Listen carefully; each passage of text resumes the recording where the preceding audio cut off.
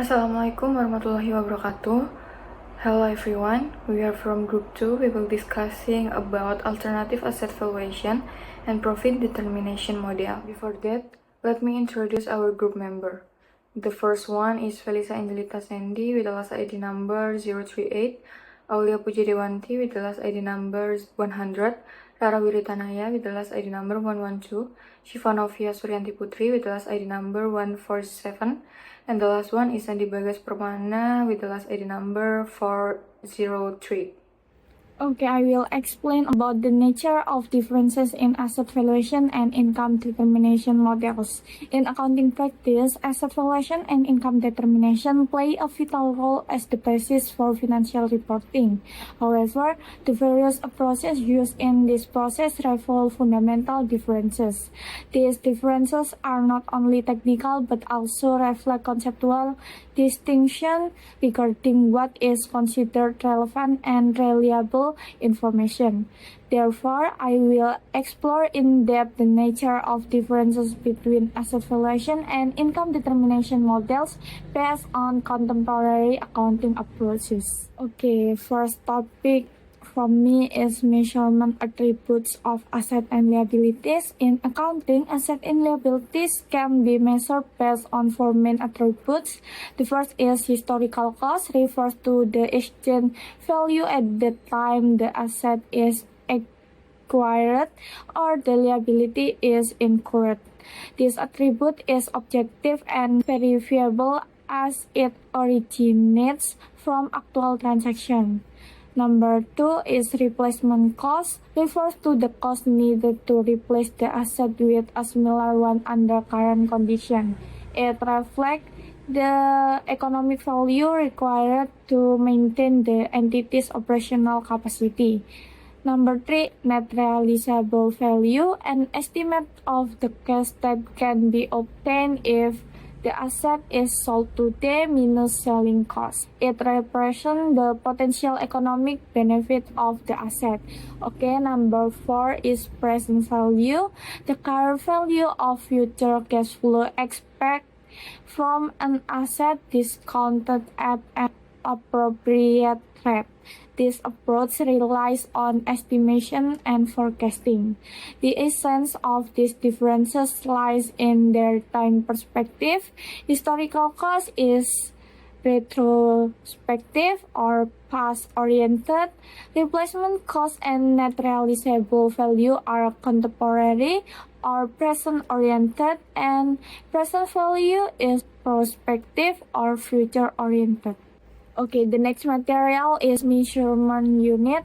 Two main units are used in measuring asset and liabilities. The first one is nominal dollars or NOD.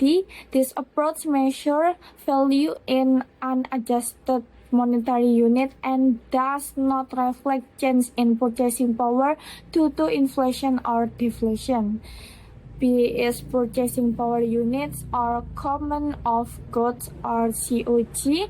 Value are adjusted using a general price index to reflect real purchasing power, giving a more accurate picture of economic reality.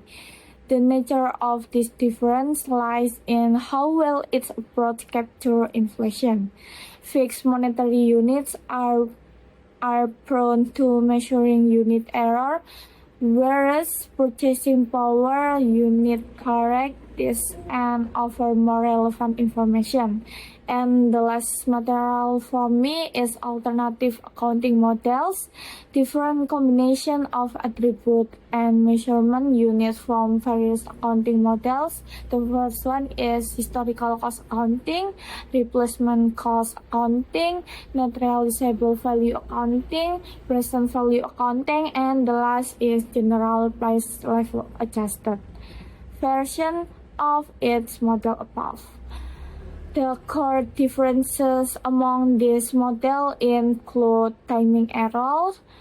These occur when changes in economic value are recognized in the wrong period. Historical cost models are more susceptible to this issue.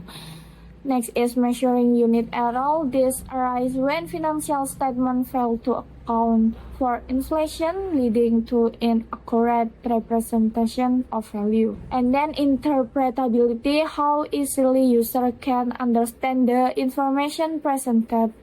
Historical-based models are often easier to grasp but may lack relevance in dynamic economies.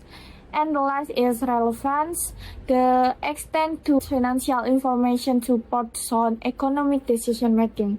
Inflation-adjusted models tend to offer more relevant data. Okay, thank you.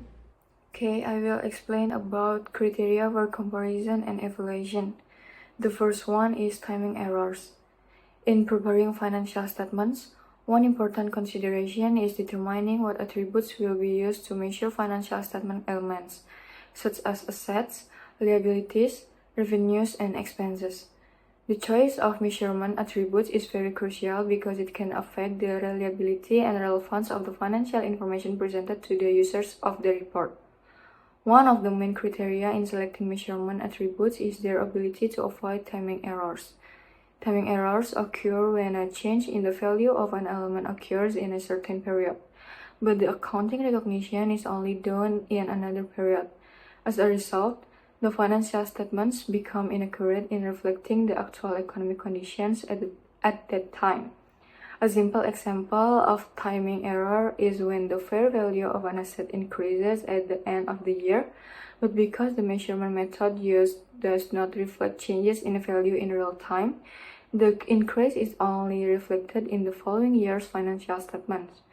This causes the information presented to be late and less relevant. To avoid this, the measurement attribute chosen should be one that allows the recognition of changes in value in a timely manner, i.e. in the same period when the change actually occurs.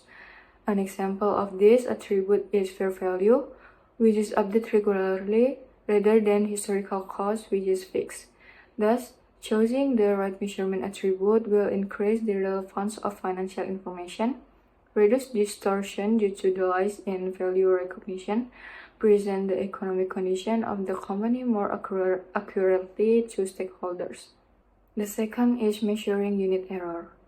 In addition to measurement attributes, another important aspect in preparing financial statements is the selection of the unit of measure used to present the values in the report.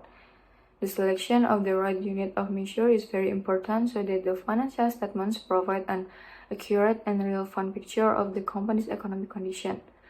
One of the main criteria in choosing a unit of measure is ability to avoid measuring unit errors. These errors occur when financial statements are prepared without considering changes in the purchasing power of money, i.e. when statements remain presented in historical monetary units, even though there has been significant inflation or deflation. For example, if an asset was purchased 10 years ago and continues to be presented at the nominal value at the time of purchase, the figure no longer reflects the real economic value of the asset in the present. This reduces the relevance and reliability of the information provided to users of the financial statements. To overcome this, the preferred unit of measure is the general purchasing power unit, which is adjusted for changes in the general price level or inflation. This approach is also called a general price level adjustment. By using units that reflect current purchasing power, information in the financial statement becomes more relevant, value presented are more comparable between periods, and users of the statement can make more informed economic decisions. Okay, thanks for the time, moderator. This time I will to explain about illustration of different accounting model. Is the alternative accounting model expressed in monetary units. First is about historical cost accounting or conventional accounting. Is characterized by use of historical cost and attribute of the elements on the financial statement, assumption of the stable monetary unit, matching principle, realization principle, and for historical cost financial statement is have timing errors, have measurement unit errors, can be interpreted and irrelevant. The second is about the replacement cost accounting is characterized by use of replacement cost as an attribute of the element of the financial statement, assumption of the stable monetary unit, realization principle, dichotomization of operating income and ownership gain and loss, dichotomization of realized and unrealized and ownership gains and loss. Replacement cost financial statement has a timing error in operating income as measurement unit error can be interpreted by as a NOD or number of dollar for income statement figures and COG or common of goods for asset figure, and provides relevant COG measure only for asset figure. The third is about realizable net value accounting is characterized by the use the realizable net value as an attribute of financial statement elements. There is an assumption of the stable monetary units, the abandonment of the realization principle, dichotomization of operating income and ownership gains and loss, and realizable net value financial statement is do not have timing error, have measurement unit error, can be interpreted as an OD for net income and as GOG for asset figure, and provide relevant GOG measure for asset figure. Okay, the next about alternative accounting model expressed in general purchasing power units. First is historical cost accounting adjust to general price level is characterized by use of historical cost as an attribute of financial statement elements, use of general purchasing power as a unit of measurement, matching principle and realization principle. Historical cost financial statement adjust to general price level, have timing errors, do not have measurement units errors and can be interrupted, and provide relevant COG measure only for cash figures, monetary asset, and liability. The second is about replacement cost accounting adjust to general price level is characterized by use of the replacement cost and attribute of financial statement elements, use of general purchasing power as a unit of measurement, realization principle and dichotomization of operating income, and realized real ownership gain and loss. A is a dichotomization of realized unrealized real ownership gain and loss. Replacement cost financial statement and adjust for general price level is have timing errors, do not have measurement unit error, can be interrupted and provide relevant GOG measure in the input market. And the last is about the realizable net value accounting adjust for general price level, characterized by use of realizable net value as an attribute of financial statement elements, use and general purchasing power level as a unit of measurement, abandonment of the realization principle, dichotomization of operating income and real ownership gain and loss, dichotomization of realized and unrealized real ownership gains and loss. Realizable net value financial statement adjust for general price level is it doesn't have a timing error, does not have measurement unit error, and can be interrupted and also provide relevant GOG measure in the output market. Okay, now let's talk about the accounting issues. So the accounting issues arising from the assumption of stability in the purchasing power of money become an important concern when there are significant price changes in the economy. This assumption, which underlies the traditional accounting framework, ignores the fact that the value of money can decrease due to inflation or increase due to deflation. Under such conditions, financial statements prepared on the basis of historical costs become less reliable because they do not reflect the real value of a company's assets, liabilities, or equity. This affects three main aspects, namely the valuation of assets and liabilities, the unit of measurement in financial reporting, and the preservation of capital, which relates to the entity's ability to maintain its net worth from the effects of price changes. To overcome these problems, various accounting approaches were developed. In terms of valuation, methods such as current cost accounting, current value accounting, and exit price accounting are used, which attempt to reflect the fair value of current assets and liabilities. Meanwhile, the measuring unit problem can be addressed through constant purchasing power accounting, which corrects financial statements based on a general price index. And then for the capital preservation purposes, we can combine approaches such as hybrid accounting, for the example current cost or constant dollar accounting, which combines valuation based on current price with an adjustment for the purchasing power of money are used. These approaches aim to improve the relevance and reliability of financial statements amid economic fluctuations that affect the value of money. Material, it is about price change. So price change refers to the difference in amount of rupiah needed to obtain the same goods at different times. Over time, the price of goods generally increase, which means that more rupiah is required to purchase the same item in the future. This phenomenon, commonly known as inflation, reduces the purchasing power of money. When such changes in price are significant, they can affect the relevance of financial information, as historical data may no longer accurately reflect current economic realities. Okay, next we're gonna talk about consequence of price change. So guys, price change can reduce the relevance of historical cost information even though it may still be reliable.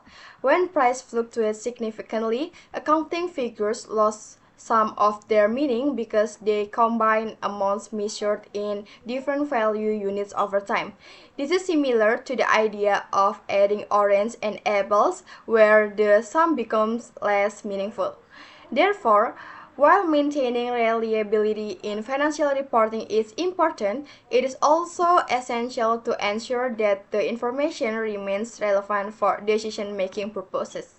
Next, it is about types of price change. So there are three types of price change. The first is general price, the second is specific price, and the last is relative price. So the first, it is general price. This price, it is changed due to inflation or purchasing power, and this price also change occur even though the benefit or exchange value of the goods remains the same. The second is specific price. So this is change due to perspection of the goods benefit or technological change. It is also change occur even though there is no change in purchasing power. And the last is relative price. So this is a specific price change after the effect of change in purchasing power are separated or accounted for. Monetary and non-monetary items. So in accounting for price change, a distinction is made between monetary and non-monetary items. This classification differs from the division between current and non-current items, as monetary items are not necessarily the same as current ones. Monetary items refer to assets and liabilities that are fixed in terms of money and are directly affected by change in purchasing power, resulting in purchasing power gains or losses. In contrast, non-monetary items are not fixed in monetary terms and are associated with retention gains or losses when price changes. Okay, that's all material from us. Thank you. Wassalamualaikum warahmatullahi wabarakatuh.